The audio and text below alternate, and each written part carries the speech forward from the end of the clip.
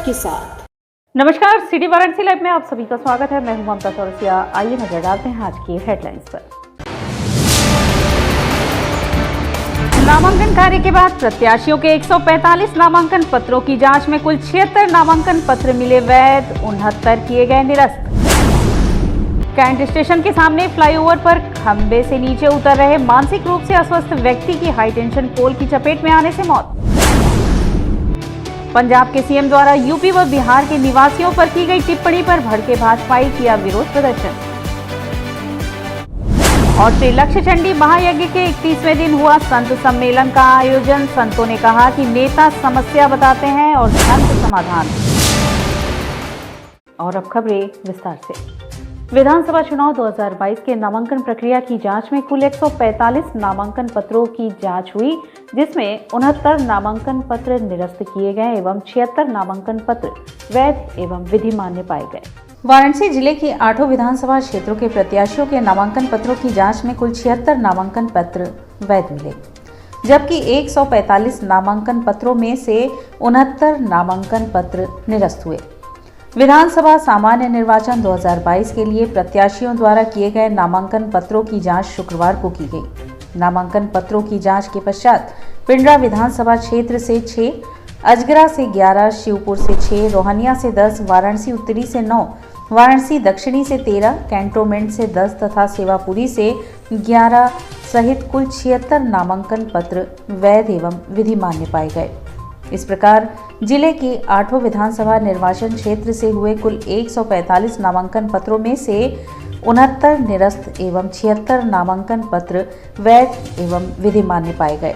सिगरा थाना अंतर्गत cantt railway station के समीप एक मानसिक रूप से बीमार युवक जो कि फ्लाईओवर पे चढ़ा हुआ था और हाईटेंशन तार के सहारे नीचे उतरने की कोशिश में अपनी जान गंवा बैठा।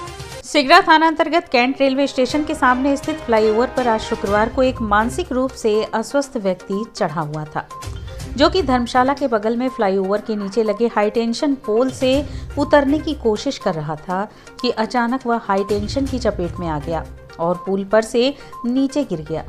उसके नीचे गिरते ही आसपास के दुकानदारों में अफरा तफरी मच गई। जब तक लोगों को यह पूरा मामला समझ में आया, तब उन्होंने सिगरा थाने पर इसकी सूचना दी। मौके पर पहुंची पुलिस ने शव का शिनाख्त करने की कोशिश की, पर वह सफल नहीं हुई। लोगों ने बताया कि यह कई दिनों से क्षेत्र में घूम रहा था, मानसिक रूप से अस्वस्थ चल रहा था। पुलिस ने शव को कब्जे में लेकर पोस्टमार्टम हेतु भेज दिया। अंदर अपने काउंटर पे तब तक आवाज आई, बाहर निकले, देखे एक विक्षिप्त आदमी जो है वो पुल पर से लग रहा है कि वो पुल पे चढ़ गया और उसको करंट मार दिया। नहीं, कुछ विक्षिप्त था, कुछ पता होता नहीं था। हाँ, पुलिस मौके पे आई, उसको अपना कार्रवाई करके पुलिस ले गई। तो ब्रिज पे चढ़ के आया ऊपर, पहले आधा पता चलाया, फिर उसके सारे पैंट पकड़ उतरना चाह रहा था, वो जाली नहीं लगा, उसको करंट मारा, उस पर से गिर गया। ये पागल टाइप का? हाँ, कुछ पागल टाइप का, मोटा दिमाग का। वो कुछ पता नहीं था।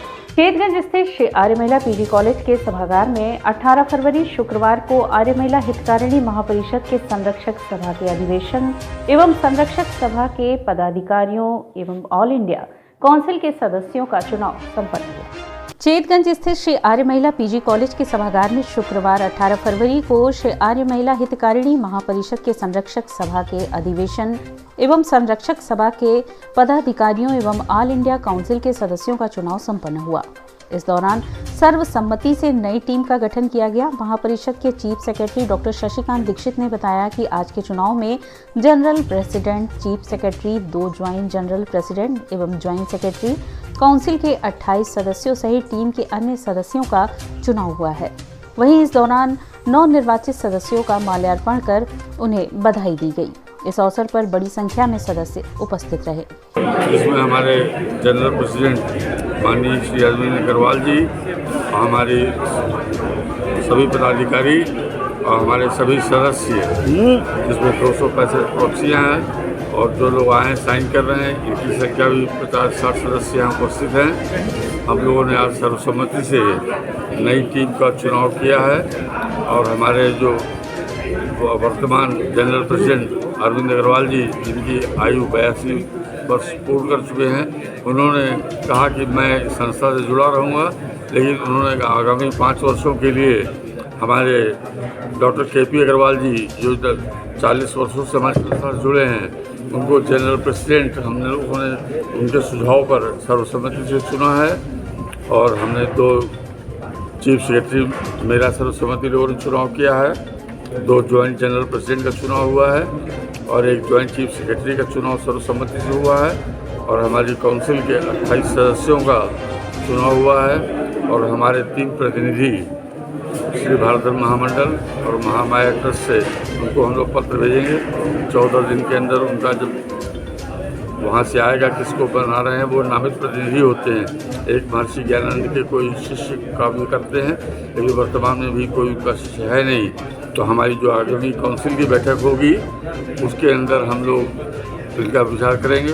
काशी हिंदू विश्वविद्यालय के लाल बहादुर शास्त्री छात्रावास में सफलता के सूत्र विषयक गोष्ठी का आयोजन हुआ, जिसमें बतौर मुख्य अतिथि अनिल कुमार सिंह एडिशनल कमिश्नर ने छात्रों को मार्गदर्शित किया। काशी हिंदू विश्वविद्यालय के लाल बहादुर शास्त्री छात्रावास में सफलता के सूत्र विषयक संगोष्ठी का आयोजन हुआ। संगोष्ठी में बतौर मुख्य अतिथि Anil Kumar Singh, additional commissioner law and order IPS Varanasi ने छात्रों को मार्गदर्शित करते हुए बताया कि सफलता के सूत्र में त्रिसूत्रीय आधार, आत्मानुशासन, नियत लक्ष्य का निर्धारण और निरंतर प्रयास की महत्वपूर्ण भूमिका होती है। सफलता के लिए निश्चित ही छात्रों को इसका पालन करना चाहिए। चरित्र निर्माण पर ध्यान देते हुए निरंतर प्रयास द्वारा ही सही मायने में सफलता प्राप्त हो सकती है। कार्यक्रम के मुख्य वक्ता संदीप कुमार ने बताया कि फेयर फैक्टर से बचते हुए होप फैक्टर की तरफ बढ़ना चाहिए। स्वाध्याय, कठिन परिश्रम और निश्चित लक्ष्य द्वारा ही सफलता प्राप्त हो सकती है। छात्रों को कंफर्ट जोन से निकलकर लक्ष्य की तरफ बढ़ते रहना चाहिए। संगोष्ठी का संयोजन LBS छात्रावास के प्रशासनिक संरक्षक डॉक्टर अनिल कुमार सिंह द्वारा संपन्न हुआ। संगोष्ठी में काशी हिंदू विश्वविद्यालय कला संकाय के छात्रावास समन्वयक डॉक्टर ज्ञान प्रकाश मिश्रा, बिरला छात्रावास के प्रशासनिक संरक्षक डॉक्टर रत्नशंकर मिश्र एवं LBS छात्रावास के संरक्षक doctor Umesh Kumar Singh, doctor Ashok Kumar Jyoti, doctor Rishi Sharma, doctor Pradeep Kumar, doctor Georgetown Raphael, Sardar Patel, छात्रावास के संरक्षक डॉक्टर धीरेन्द्र राय उपस्थित रहे। कार्यक्रम का संचालन डॉक्टर अशोक कुमार ज्योति ने किया। धन्यवाद ज्ञापन डॉक्टर ऋषि शर्मा ने किया। प्रारंभ में विश्वविद्यालय का कुल गीत छात्रावास के छात्र आदित्य दिग्विजय समर एवं भास्करादित्य ने तथा गजेंद्र मणि दुबे ने दीप मंत्र प्रस्तुत किया। 3 मुख्य सफलता के सूत्रों का वर्णन किया उन्होंने कि आप जो भी कार्य कर रहे हैं उस कार्यों की दैनिक एक रिपोर्ट बनाइए कि जो हम जो कर रहे हैं वो उस कितना समय हमने 10 बैठे अगर पढ़ने के लिए तो उसको लिखिए कि आप 1 घंटा बैठे, अगर 10 मिनट में उठ जा रहे हैं तो 10 मिनट ही लिखिए और शाम के समय उसको तय कर लीजिए कि क्या आपने शाम के समय जो तय किया था कि 10 मिनट बैठा, 10-10 मिनट 5 बार बैठे तो 50 मिनट हुआ, तो 24 घंटे में आपने पढ़ाई के लिए कितना समय दिया। और इस बात को वो इसी तरह से और भी माध्यम की आदमी को अपने जागने और सोने का अपने लक्ष्य के प्रति ध्येय को जो है साधने की ज़रूरत पड़ेगी और उस ध्येय को साध के हम सफलता के मार्ग पे अग्रसरित हो सकते हैं। तनाव मुक्त होना पड़ेगा। तमिलनाडु की लावण्या को न्याय दिलाने एवं तमिलनाडु सरकार द्वारा दोषियों को बचाने के प्रयास के विरोध में देश भर में विरोध प्रदर्शन हो रहा है। इसी क्रम में विश्वविद्यालय परिसर स्थित विश्वनाथ मंदिर परिसर में हस्ताक्षर अभियान चलाया गया। तमिलनाडु की लावण्या को न्याय दिलाने एवं तमिलनाडु सरकार द्वारा दोषियों को बचाने के प्रयास के विरोध में अखिल भारतीय विद्यार्थी परिषद द्वारा देश भर में चरणबद्ध तरीके से आंदोलन चलाया जा रहा है, जिसके तहत आज शुक्रवार को विश्वविद्यालय परिसर स्थित विश्वनाथ मंदिर परिसर में हस्ताक्षर अभियान चलाया गया। हस्ताक्षर अभियान में छात्रों ने बढ़ चढ़कर सहभाग किया। इस दौरान इकाई अध्यक्ष अभय प्रताप सिंह ने कहा कि बहन लावण्या को न्याय दिलाने के लिए अखिल भारतीय विद्यार्थी परिषद अंतिम क्षण तक संघर्ष करेगा। तमिलनाडु की सरकार आज अवैध मतदान कराने वालों को संरक्षण दे रही है एवं छात्रों को जेल में डाल रही है। यह मुख्यमंत्री स्टालिन की संविधान विरोधी सोच को दर्शाता है। तमिलनाडु की सत्तारूढ़ पार्टी का विद्यालय लावण्या की आत्महत्या के आरोपियों को सम्मानित करता है। यह सिद्ध करता है कि तमिलनाडु सरकार दोषियों को संरक्षण दे रही है एवं लावण्या को न्याय दिलाने के क्रम में अवरोध पैदा कर रही है। इकाई उपाध्यक्ष आस्था पटेल ने कहा कि लावण्या की आत्महत्या ने सभी युवाओं और खासकर छात्रों को आक्रोशित कर दिया है। शिक्षा के स्थान पर उसके ऊपर मत परिवर्तन का दबाव बनाया गया, जो कि अक्षम्य अपराध है। दोषियों को सजा मिलनी चाहिए एवं इस पूरे प्रकरण की सीबीआई जांच होनी चाहिए। हस्ताक्षर अभियान के दौरान राष्ट्रीय मंत्री सुश्री साक्षी सिंह, पल्लव सुमन, निशांत, सत्यनारायण, अर्पणा, विपुल, कमल समेत बड़ी संख्या में छात्र छात्राओं की उपस्थिति रही। मद्रास हाईकोर्ट था, उसने फैसला दिया कि इस पूरे प्रकरण की जो लावण्या का हत्याकांड हुआ उस प्रकरण की सीबीआई जांच हो, परंतु जो तमिलनाडु सरकार है, वहाँ का मुख्यमंत्री स्टालिन, वह दोषियों को बचाने के लिए इस कदर तक चला गया कि सुप्रीम कोर्ट में उन्होंने एक याचिका डालकर सीबीआई जांच का विरोध किया, परंतु सुप्रीम कोर्ट से भी उनको फटकार लगी कि सीबीआई जांच होनी चाहिए, सीबीआई जांच चलती रहे। इसके बावजूद वहाँ का सरकारी तंत्र, वहाँ की पुलिस, वहाँ का प्रशासन तमाम प्रकार से इस पूरी जांच को, लावण्या को न्याय दिलाने की पूरी प्रक्रिया को बाधा पहुँचाने का कार्य कर रहा है। इसके लिए, इसके विरोध में अखिल भारतीय विद्यार्थी परिषद निरंतर ही आंदोलन कर रहा है एवं आने वाले समय में भी आंदोलन और तेज करते हुए जब तक लावण्या को न्याय नहीं मिलेगा, विद्यार्थी परिषद देश भर में आंदोलन करता रहेगा। और यहाँ वक्त कुशला है, एक छोटे से ब्रेक का, मिलते हैं फिर बाद। वाराणसी लाइव, सच के साथ। Best fundamental lab, best faculty, best placement set. We are proud to be a student of JDSL. I am a student of Jeevandeep Mahavidyalaya. I am proud of Mahavidyalaya for excellent faculty, best support and best infrastructure and best placement. Best fundamental lab, best faculty, best placement set. We are proud to be a student of JDSL. I am a student of Jeevandeep Mahavidyalaya. I am proud of Mahavidyalaya for excellent faculty, best support and best infrastructure and best placement. हम तोड़ेंगे ये सन्नाटा, करेंगे बात आपकी, बात बना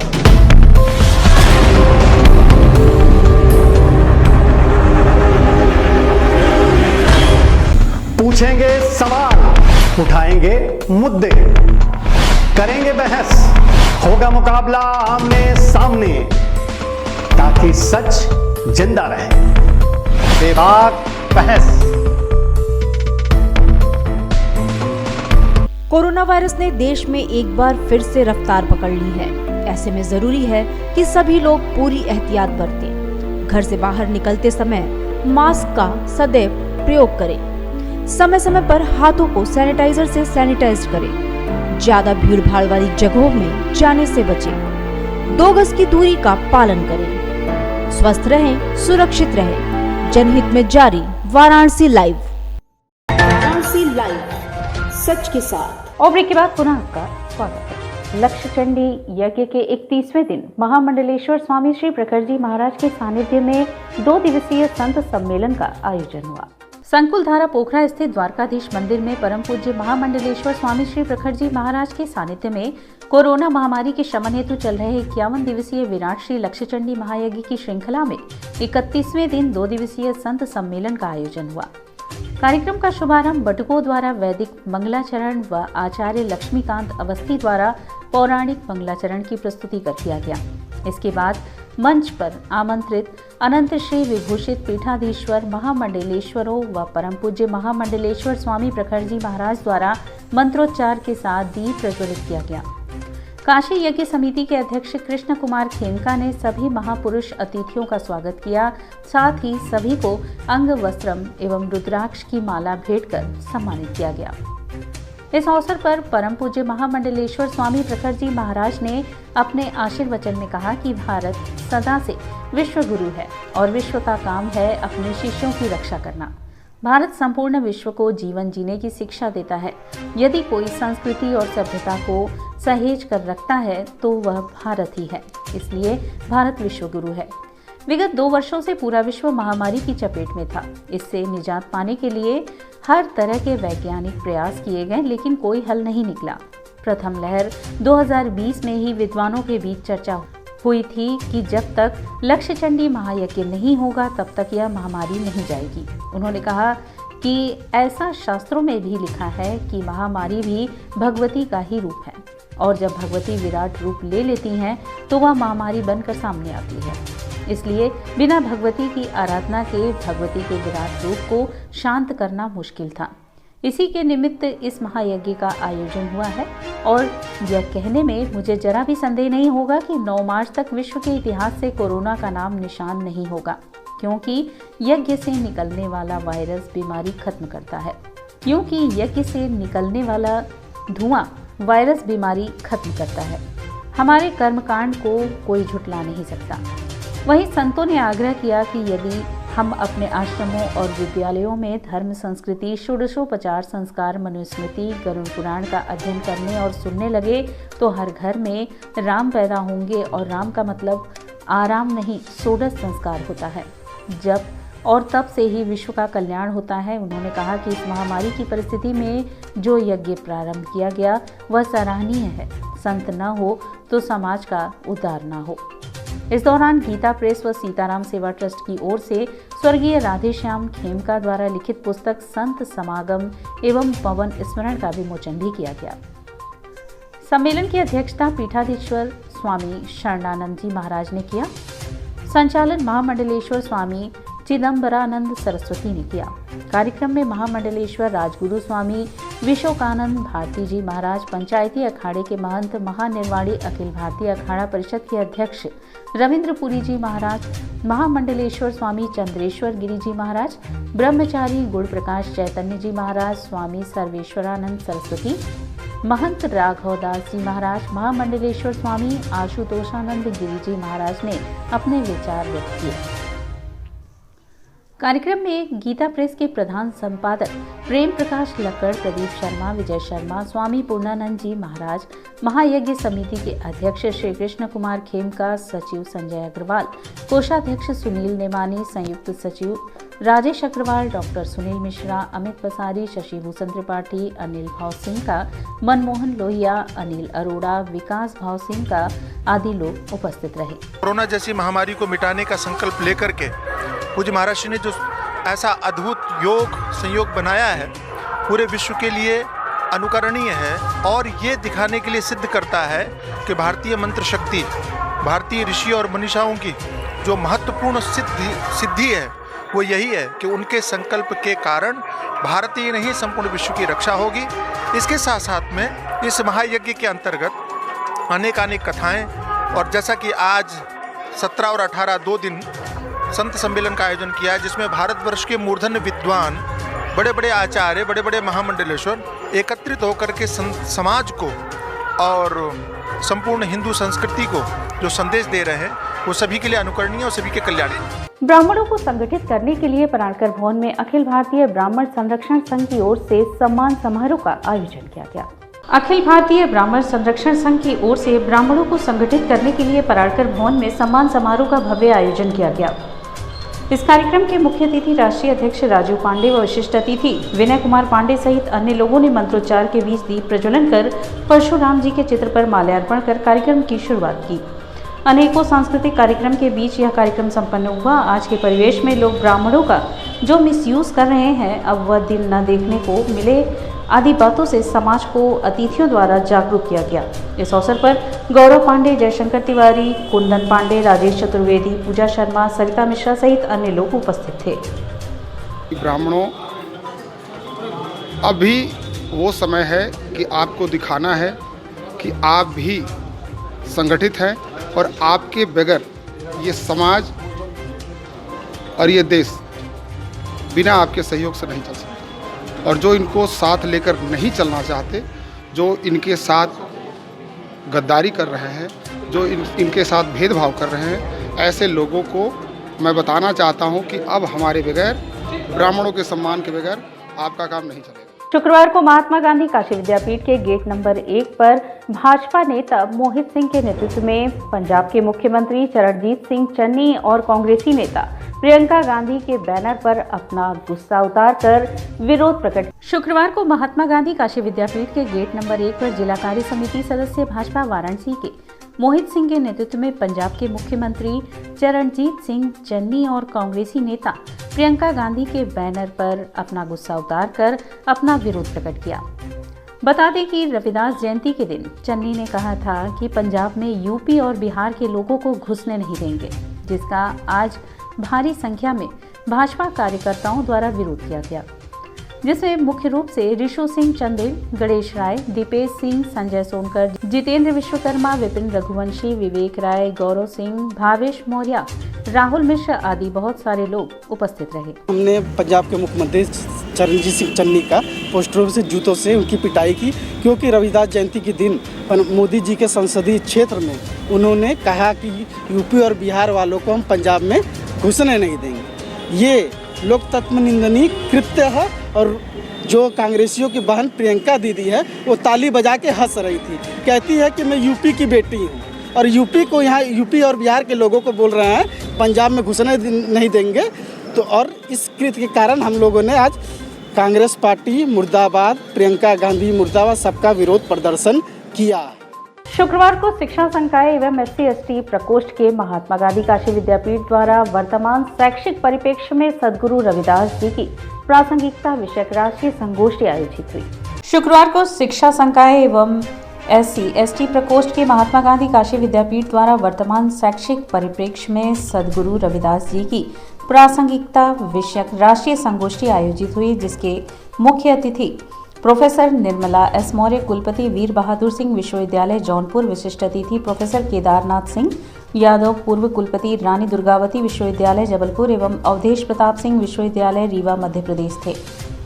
कार्यक्रम की अध्यक्षता कुलपति प्रोफेसर आनंद कुमार त्यागी ने किया। कार्यक्रम का शुभारंभ संत रविदास जी, महात्मा गांधी एवं राष्ट्र रत्न शिव प्रसाद गुप्त जी के चित्रों पर माल्यार्पण एवं दीप प्रज्वलित से हुआ। प्रारंभ में योग एवं नेचुरोपैथी विभाग की छात्राओं द्वारा कुल गीत प्रस्तुत किया गया।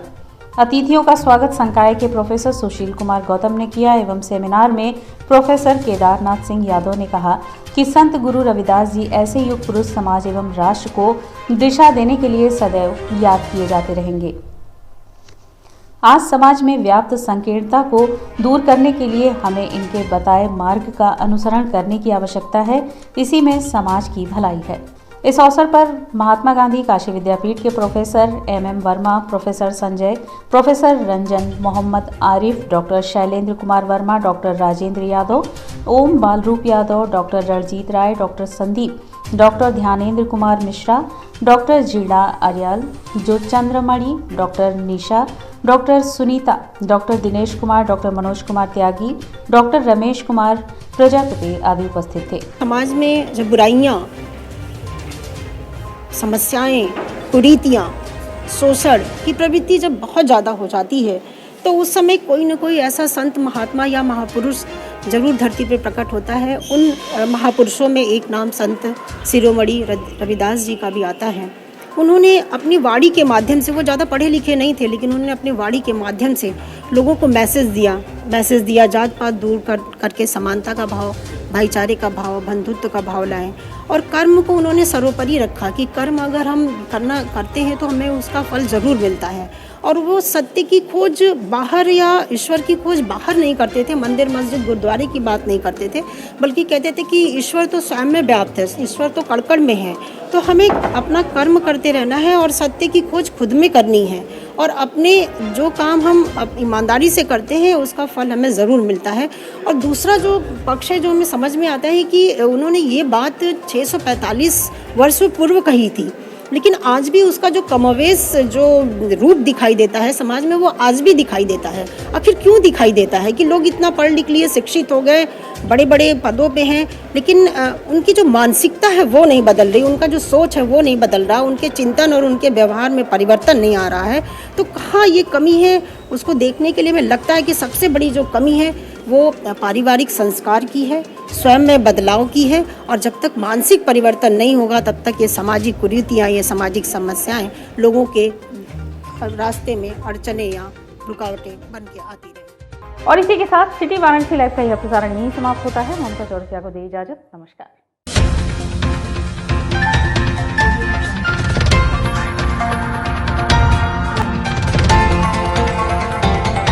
वाराणसी लाइव, सच के साथ।